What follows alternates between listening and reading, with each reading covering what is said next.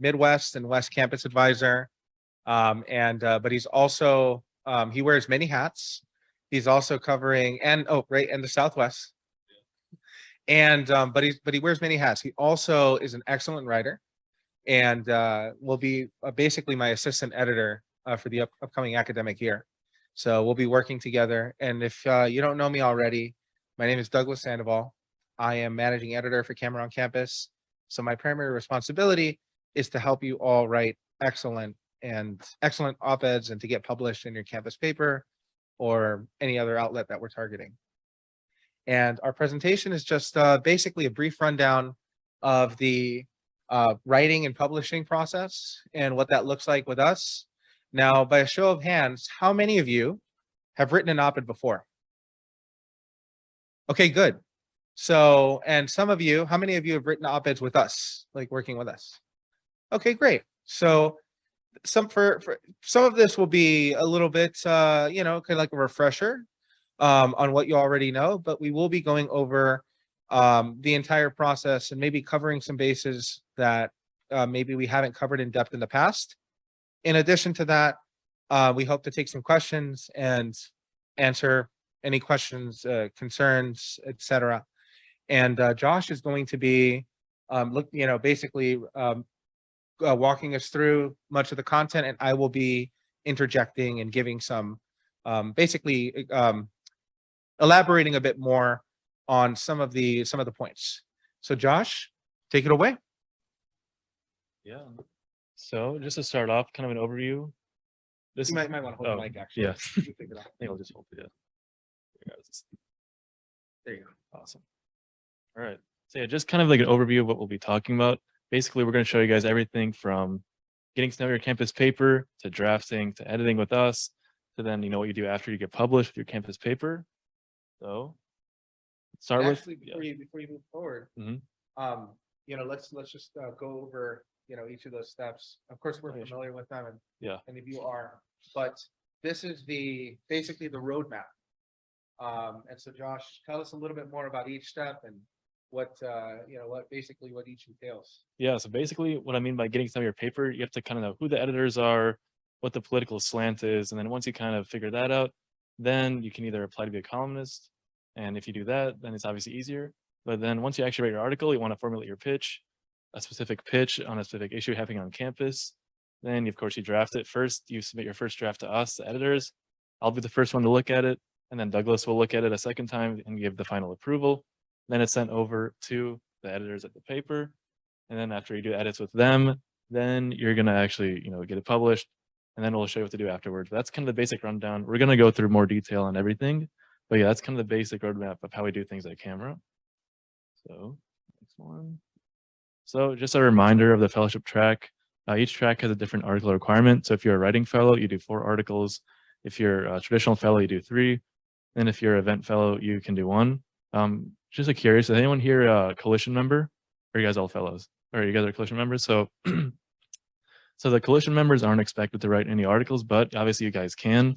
We have a open submission through Camera. So if you ever want to write about anything on campus, we can help you get published.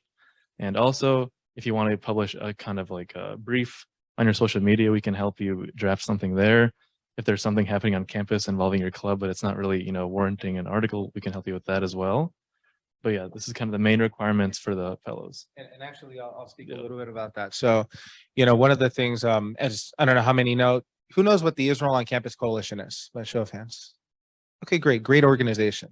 So the Israel Campus Coalition is essentially an umbrella organization that pulls together resources from different organizations that have like specializations.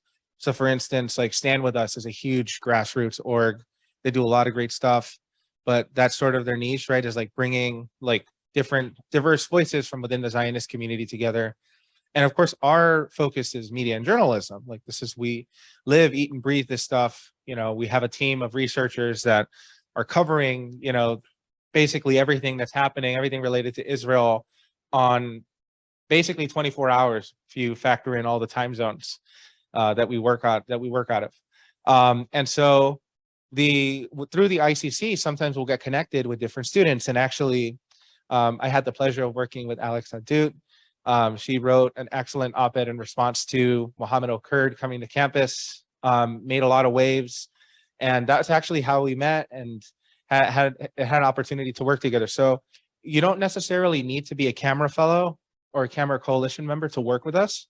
But I think it's about the proximity that you'll have to us, the access that you'll have to us, and the proximity that you'll have to us, and like the access. If you're a coalition member, you're going to be meeting with one of our campus advisors at least once a month, right? And so to discuss whatever's happening on your campus. And so I think that can be helpful, because if something's coming up that maybe you can strategize together and say, like, maybe this is worth writing about. Maybe it is a point. Maybe someone on our e-board, should write an article in response to something happening on campus, or maybe we want to put out a statement. Okay. And so those are things that we can help with.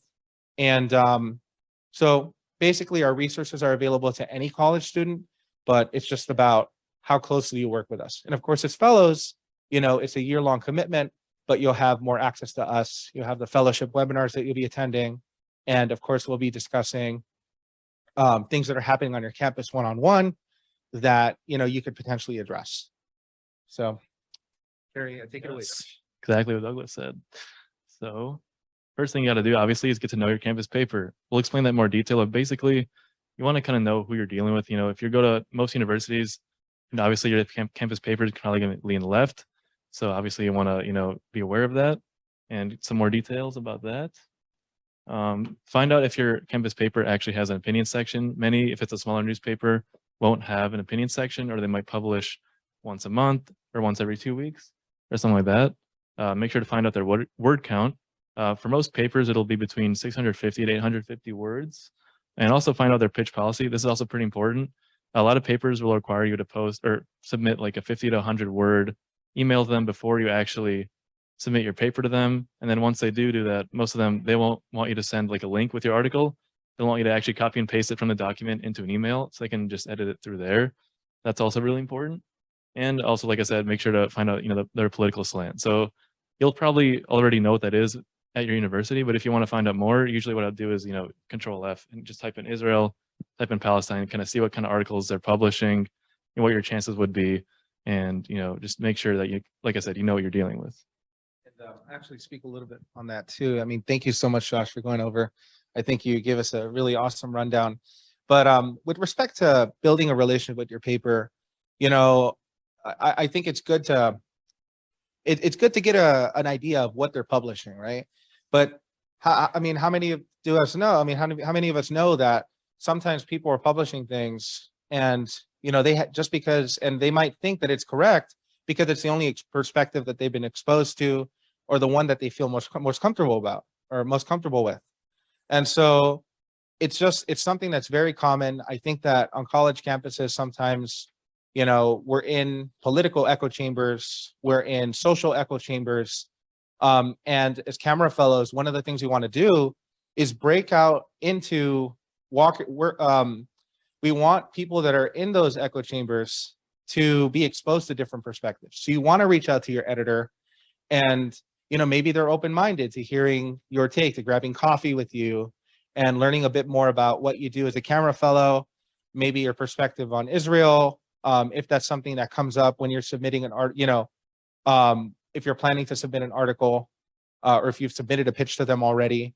So I think it's important to, try and build bridges, try and build relationships with your campus outlets, because you really don't know where that could lead.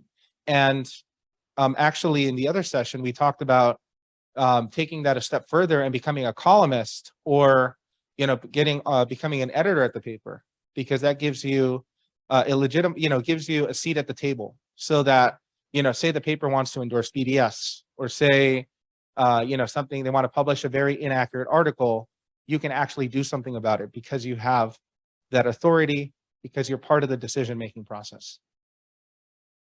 Yeah, exactly what Douglas said. And a lot of times it quite literally is, a seat at the table. When you're a columnist at the opinion section, every single week there's usually a meeting that discusses all the pitches for that week. So if you're not a columnist at your paper, it'll be more difficult, because you're basically just sending them, your article on email. They don't know you personally. you can't really defend your article in person. But if you're actually a columnist, they have a discussion about all the pitches, and they'll call on you, and you can actually defend your pitch in person with more detail. And so it's much more likely that you'll be able to actually get your thing published. And also you'll be able to develop a relationship with your editor. So, it's obviously much easier to publish something if the editor likes you and they know that you're reliable and you can submit stuff on time. That stuff is really important. And if you have a good paper, they're actually going to want you if you're kind of presenting a new perspective.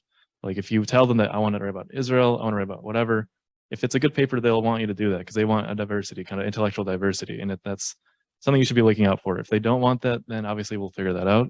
But that's definitely something you should be looking out for. All right. So now actually formulating your pitch once you're a columnist or you're submitting your paper or your article. Yeah. Yeah, or you're making a submission. So one thing that I would do personally, besides all the stuff on this presentation, one thing that's really important, instead of just sitting in a room and thinking of a pitch, I'd say one really important thing is to follow all of like the pro-Israel, anti-Israel groups on campus and also in your city, because a lot of the times they're going to be posting about what's relevant, and they're also going to be posting about local things that happen, and it's much more likely that you'll get published if you're writing about something actually local happening on your campus or at the very least in your city. So just make sure to follow all those accounts on Instagram, Facebook, just so you actually not only know what's going on, but also give you ideas for any articles you want to write, and it'll actually be relevant. That's really important, actually. They really want you to have relevant articles.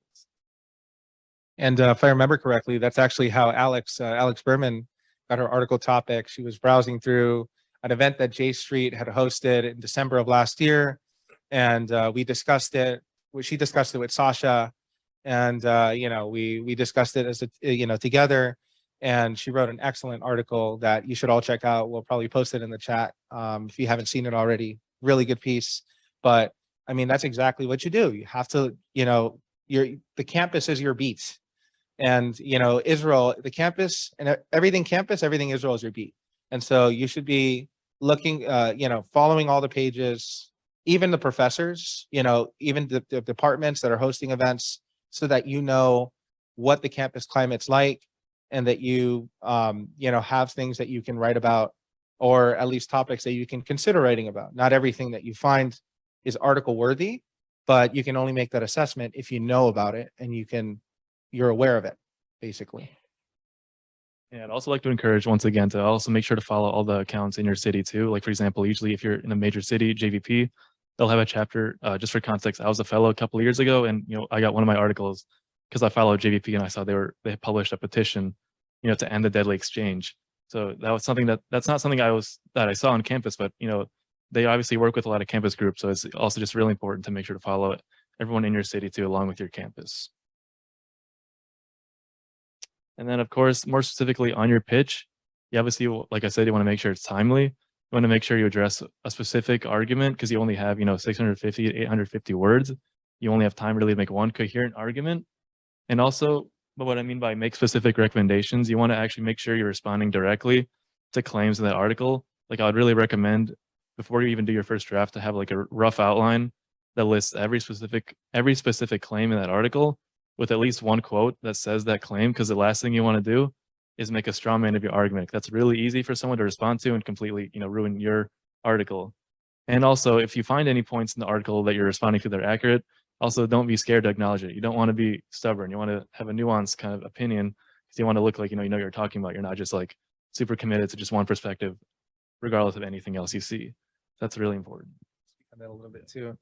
I mean, I know like in we worked with Seth for 2 years, and I know, and that was kind of a question that we had in many of our conversations, right, Seth, about like, you're watching this webinar with, what was the last one? Abdul Hadi, right, with Rabab Abdul Hadi, and about defining anti-Semitism, and it's like, who owns Jewishness, right? And so, and if you guys don't know, Rabab Abdul Hadi, she's a professor at San Francisco State University, and she directs the Ahmed Studies Department there. Anyway, they support this group called GUPS, which is basically one of the earliest SJB chapters. Terrible. They do a lot of anti-Semitic things, both on campus and off campus. And the question was like, Seth he's in Colorado, right? So he's not he's not in San Francisco. He's not at San Francisco State. How do we, how do we land this article? How can we land on our feet with this article? And I think what it came to was learning more about I think, Seth in particular has thought a lot about, the discussions within the Jewish community about Zionism and about Israel. And so you want to make an admonition. You want to end your article with an appeal to your community to, say, for instance, make a push for the IHRA definition, right? And the importance of being able to identify what's anti-Semitic and what isn't anti-Semitic, and that the Jewish community should really own that. And, not some professor that has no idea, has no connection to the Jewish community, no connection to the Jewish experience, and is working with a minority of Jews that don't, they're not fans of Zionism. And so I think you have to think, you have to look at the situation and think, how can we end the article with something that's substantive, that the reader can walk away with and feel like, this is what I can do. This is what I can do to improve the situation. This is what I can do to make a difference.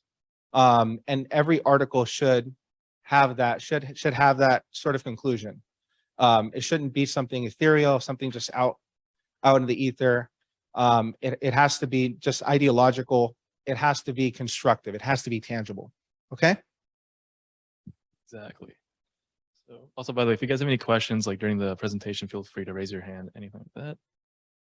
So We'll take questions at the end as well. yes. So now once you actually have your pitch ready, you can begin drafting. So like I said before, 650 to 850 words is generally the limit. Some publications might require less. Some bigger ones like, Allgemeiner might let you get away with more, but that's generally a good limit to aim between. And also really importantly, make sure you have hyperlinks in your article. This isn't so much for the readers because, honestly, most readers aren't going to be going through all your hyperlinks, but it's really important when you're writing an article for editors because they will go through all of your hyperlinks and they want a source to back up every single claim that you're making. And also, I would also recommend if you're responding to an article, I would really recommend go through the hyperlinks that they have.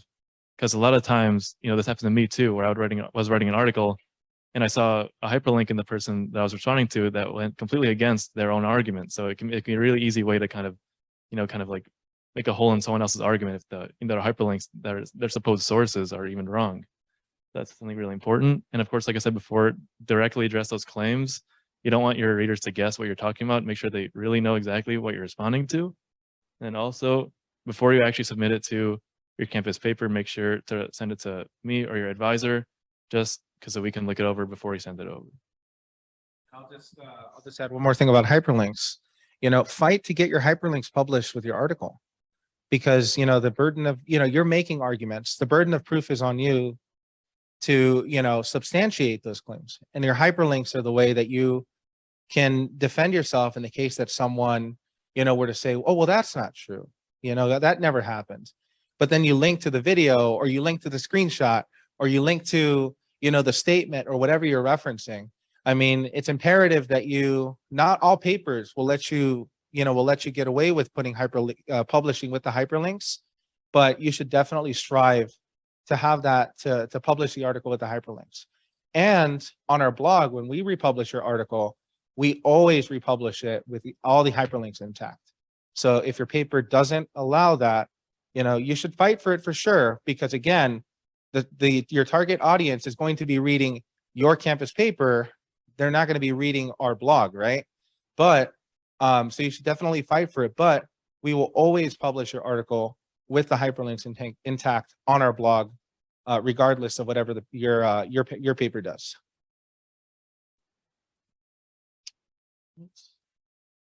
And then obviously once you're ready with your op-ed, you've edited it without me and Douglas, then you're ready to send over to your editor. This example is more, we're about to show you guys is more if this is your first couple times talking to your editor, especially important when you're first getting to know them. But right, here's two examples of emails, real emails that we've seen in the past. Obviously, the one on the right is what you want to aim towards. I'll always make sure to be really formal, even though these people are your age. You really want to make sure that you're speaking to them with respect. Obviously, if you're a columnist and you've known your editors for a couple of years, like in my case, you can be friendly. Obviously, it's probably even better to be more friendly, but in the beginning, you really want to make sure you're formal, because if they see a sloppy email, they might not even read your article, because editors are equally as busy, or in some cases, even more busy than you are. So yeah, I just want to make sure to be respectful and formal. Yeah. Definitely. And you want to include, all the information that they need to know. And so we'll send this presentation to you so you can look over, you have the slides to reference. But as you can see, you're identifying who you are, right? That's important. It's not enough to have it in the email. Oh, well, my email, it'll pop up whenever they see my email. No, you want to introduce yourself formally, make sure it's included in the body of the email. Okay. You also want to identify that you're a camera fellow. You're doing this as a part of your fellowship. You want to make sure that that's included in your byline for your article as well. And so you don't want to just sneak it in there. You need to be upfront about that. I'm a camera fellow at, such and such at your university. And if you met them somehow, say, you reached out to someone at, say you walked into the office of the newspaper, right? So you're at the University of Miami or Colorado Springs, and you walk into the newspaper's office. They say, I'm not the editor, but here's the editor's email. So you want to make sure that you establish, where did you get the email address? Why are you contacting them? And if you found that on the website, that's totally fine too, but just make sure to make that clear. And then you want to include a very brief, like a brief blurb about what your article, about what you wrote about, and why, and that they should see it, and where you'd like to, and that they should, and that you'd like to see it published.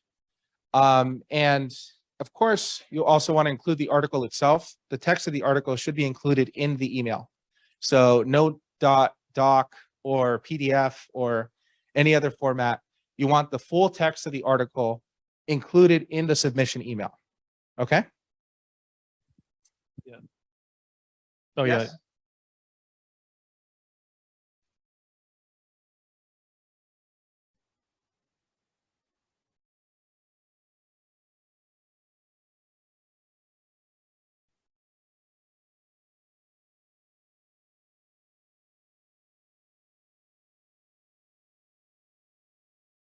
It really, I think it depends. I mean, the most formal thing to do is to address them by their last name. But in some cases, you'll see, you have to fill it out. Go on their website, see more or less how they're been on the, what their profile shows on the editorial website. Does that make sense? So no. So like, say that you're okay. So say that you're at UMass, right? The Daily Collegiate website is going to have a section where they're going to list the editors. Okay. So you'll see how formal that page is where they're listed. If they're just listed, if they're listed formally, in other words, where I'm sorry? Yeah, basically, yeah. And you'll see how formal that page is, and you can more or less decide, how you can address it. Sometimes I think it comes off too formal, to just like address them by last name. Yeah. But other times, like say it's a really formal paper, the page is really, they're listed by title or whatever the case may be.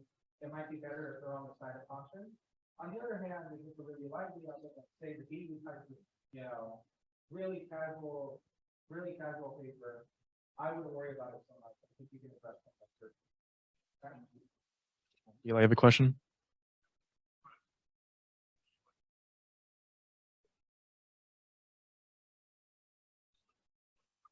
Oh, absolutely. I mean, attachments are, that's the way the viruses are transmitted. So Yeah. people are less likely to open something that has an attachment. And there's no reason why you would introduce an extra step for them to see the content of the article. It just like adds another layer of complexity that we think is like this better to be avoided. Yeah, and that's like the policy for pretty much every paper from campus to national. That's kind of how they do it. And also something Douglas said that reminded me. So just like you have to disclose that you're a camera fellow, usually campus papers won't let you write about, for example, if you're a member of the Israel Club and the Israel Club is running an event, they won't let you write an article about a club that you're in. So that's also really important. If you're a columnist, that can give you some leverage. For example, if you know someone who's, kind of like pro-Israel, you could ask them to do it instead of you. So that's also another benefit of being a columnist. So yeah, just keep in mind that you won't be able to write about club events. But obviously, if you're in the Israel club, you're allowed to write about Israel, just not about the club. Just make sure to keep that in mind.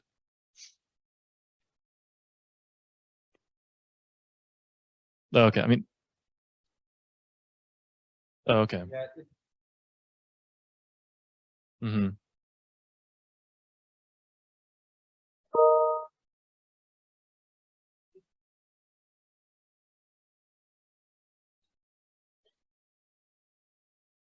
Okay, yeah, when then, you yeah. make that relationship, like, establish that contact with the editors of the paper, I think that's when, you should find out what the policies are with respect to that. Because it really depends on campus to campus, and it's not as clear cut. Because sometimes, there are policies against, it's good to be familiar with the policy of the paper. Word count is also very strict one, right? You don't want to make a submission.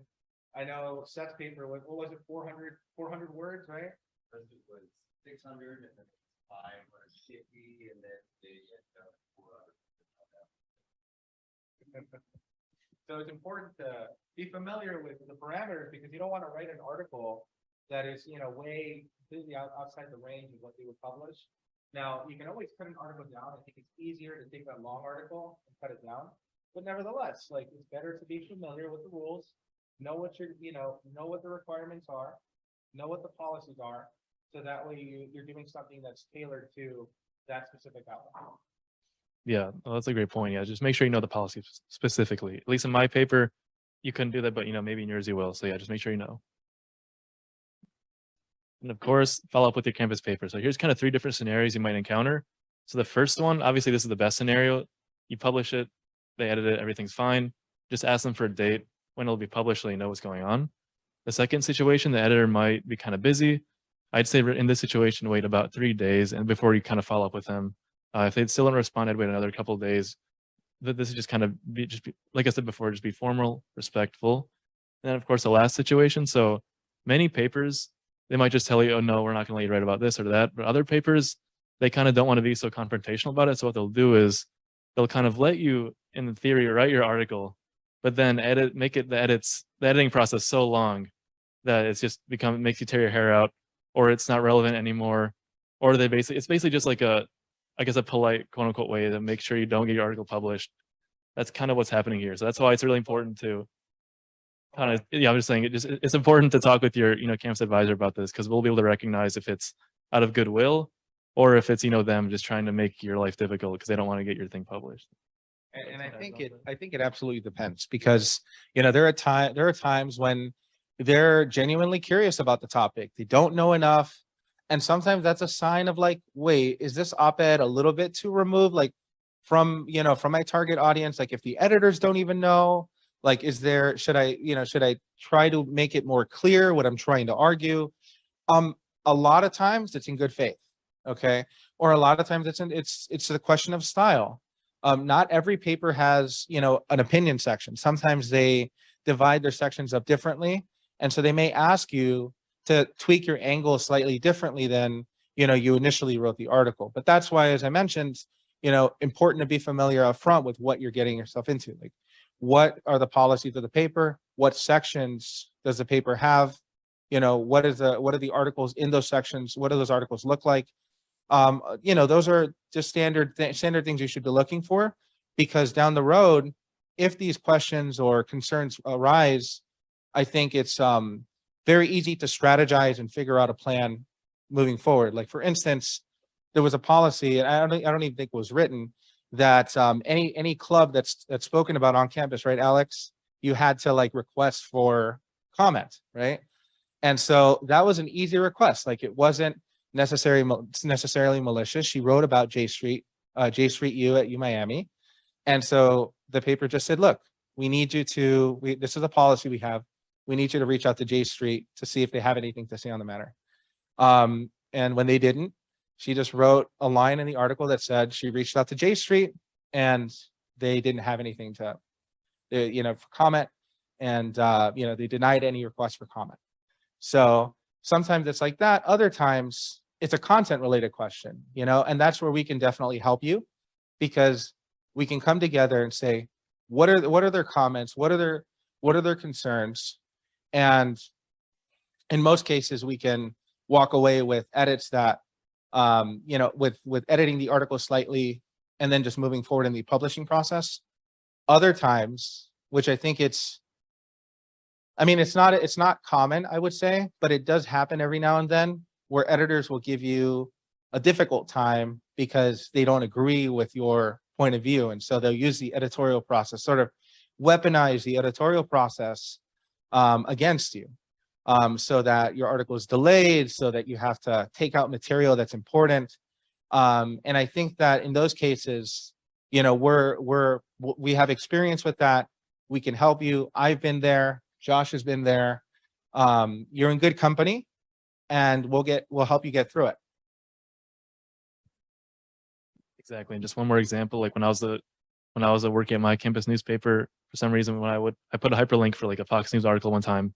They're like, oh, you can't use Fox News as a hyperlink article. That time they weren't trying to be difficult. That's just like, their policy. So I think in general, the one thing you should take away is just to choose your battles wisely. Instead of fighting them over, Fox News hyperlink for like a week, just, let them do that.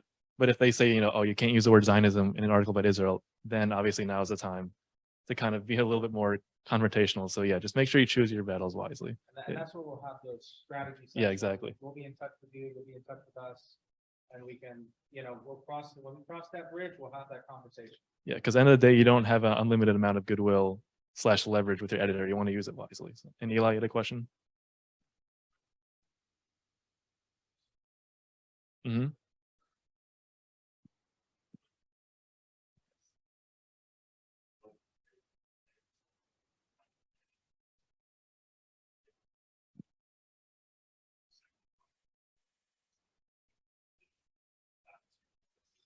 I mean, I was gonna say, it's also kind of like, because there's like, there's people from UK, America, Israel here, very different kind of, boundaries. But I would say one thing that definitely helps is if you're a columnist, like for example, you don't have to even email them. Like when I was a columnist, I could just text my editor, which definitely helped a lot. So that's also why I would, recommend being a columnist. But yeah, in terms of that, I would say really, just use your kind of discretion, what's culturally inappropriate, what's like kind of professional environment. You'll be able to kind of figure out. But generally, I'd say wait 2 to 3 days before you kind of follow up. I also think that 9 times out of 10, these editors are students, Right. Yeah. just like you. They're busy. And you want to develop you want to have a good relationship with them. And so I think it's important that and of course, when we're working with, when you're presenting the pitch and drafting the article, and we're having the conversation, the editing conversation on our end, we're also concerned about the timeliness of the article. Okay, so we and we have strategies, ways of making something. And actually, in Saul's case, his articles were delayed on numerous occasions. And I mean, Saul, you can attest, right? Every time we came back and we had ideas of like, we can tie it into this story, or we can talk about this, we can, there are ways that we could, that we work together to make sure that your articles didn't lose their relevance, at least not entirely, Anyway. Yeah. Yeah, it was, sometimes it depends on the kind, your luck with the editors. There can be a lot of challenges, but I mean, we did it, figured it out. Any other questions? Eva.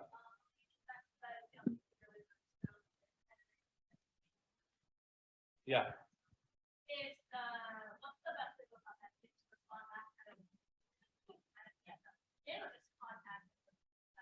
No, I think, I think that we definitely contact us, but, I think the conference, the Jonas presentation from yesterday was really insightful. The burden of proof is on them. If they're saying that you can't include this word in your article for whatever reason, like, why? Like, Yeah. What is it? Why do you have this policy? Yeah. And actually, that happened to Josh. Yeah, I was gonna say, that's not like a random example. That actually did happen. So yeah, it could happen to you. So yeah. Yeah. Yeah, and like when I talked to my editor in chief about it, she was like, "Oh, like I thought it's like a racist thing." So That's why it's important to like, talk to them about it.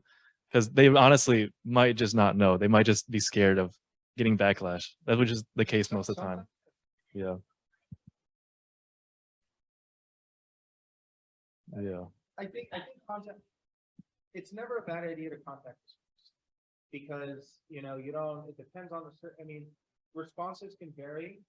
And I think it's always good to have like the huddle, and strategize, it's like I mean, that's why you have the football players on the team, they're out on the field, right? But you have the coach that's like helping with strategy. I almost like to envision us that way because we're not taking, I mean, at the end of the day, you're doing all the plays, right? And at the end of the day, we're developing a relationship where we're coming up with the general strategy, the goals, the plays off the field, right? But when we're on the field, there are times that it's important that we huddle up and we have those opportunities to have the conversations. I don't think there's anything wrong with, there's never a time that I don't think huddling up would be inappropriate. Okay. So anytime like something like that comes up, don't hesitate to contact your campus advisor. And they may tell you, no, that's fine. I think your email that you plan to send is good. Do that.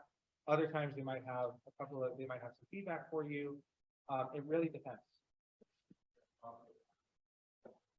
Yeah. You have a question? I have Yeah. a question for technical dealers about quality sources. Mm-hmm. So let's say you submitted an object to editor before, maybe they're accepted or denied it. Is it worth, and you're about to send another one to say that, is it worth submitting it to the same email thread or reading the title of the email? I honestly think that in a situation like that, my question would be, why isn't the first article published yet?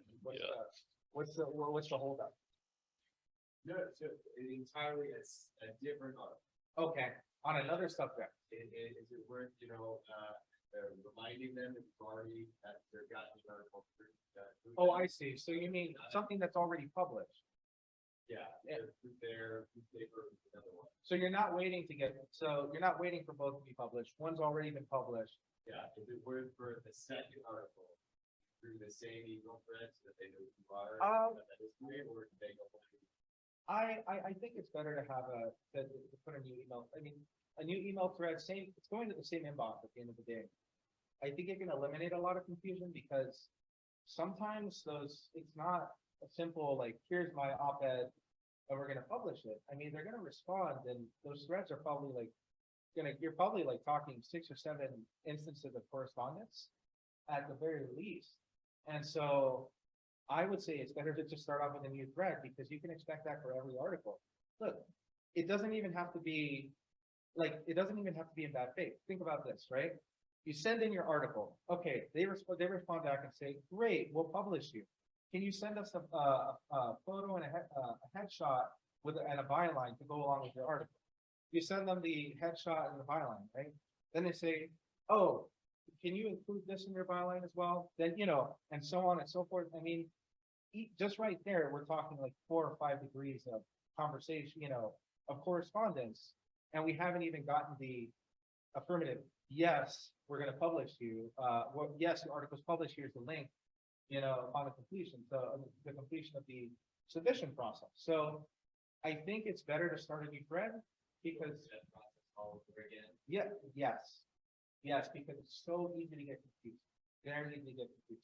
Yeah. Okay, my other question is, I know we've talked about this, why is it not a good idea to cite Jewish Virtual Library here? They have a specific site. It's for the same reason that Wikipedia is not considered a reliable source. It's because they're the intermediary, right? So it's all dependent on how good Jewish Virtual Library, mind you, a volunteer managed website, right? But they have like a handful of volunteers that manages their website with thousands of pages. You're depending on them to get it right, to get it right. I just think it introduces like, what if they publish the wrong statistic?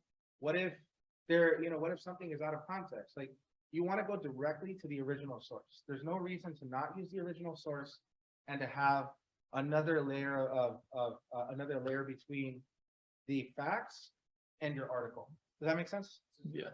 Elaborate. What's wrong with narrative?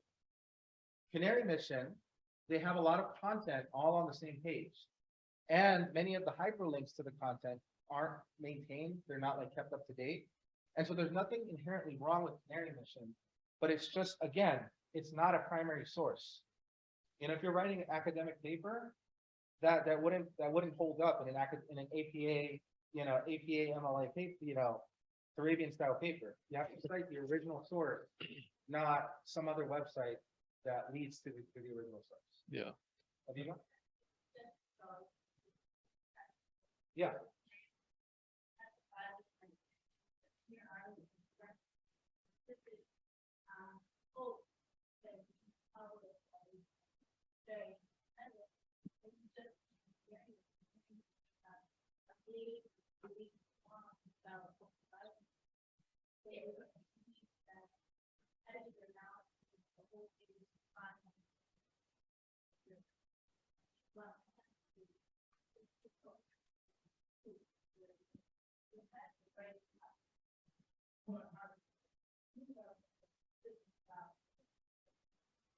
Yeah, and also if it's not us doing it, your editor will probably make you do it anyway. So we're just trying to save some time in the editing process, basically.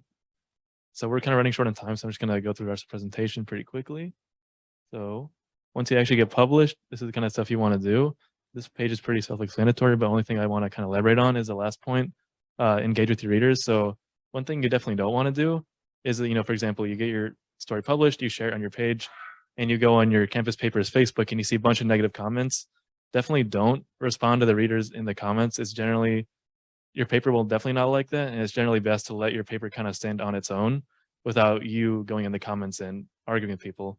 But one thing you will want to do is to include your email or your Twitter handle in the article byline, like in the very bottom that describes who you are, so that people can contact you if they want to say anything. And a lot of times it won't even be bad stuff. Like I've had professors send me emails about my article, or people like my Chabad rabbi send me articles. So it's just important to stay engaged and give people kind of a way to contact you if they need to. That's important. Doug, want anything or? No, you Yeah. pretty much said it. Oh, yeah. Yeah.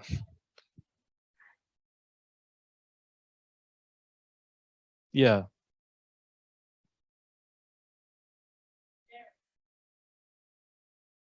Yeah.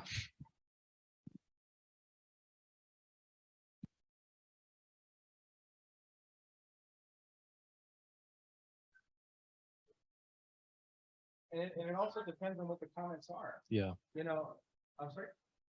No, I'm saying it depends on what the comments are. Like, I think Josh, and just to clarify, Josh is speaking. I think maybe we should have been clear about that. I think he's speaking about like comments that are like spam. Like not necessarily productive or constructive. But even on Facebook, you can have people saying, "Wow, I never knew about this." Like, Yeah. Can we be in touch? Yeah. Yeah.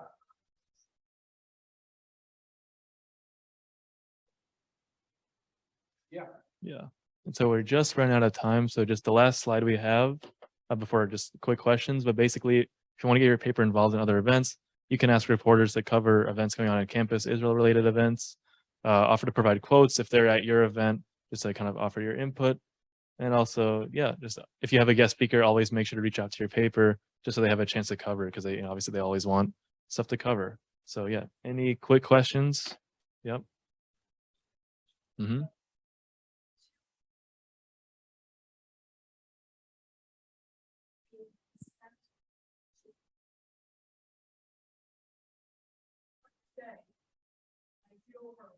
Mm-hmm.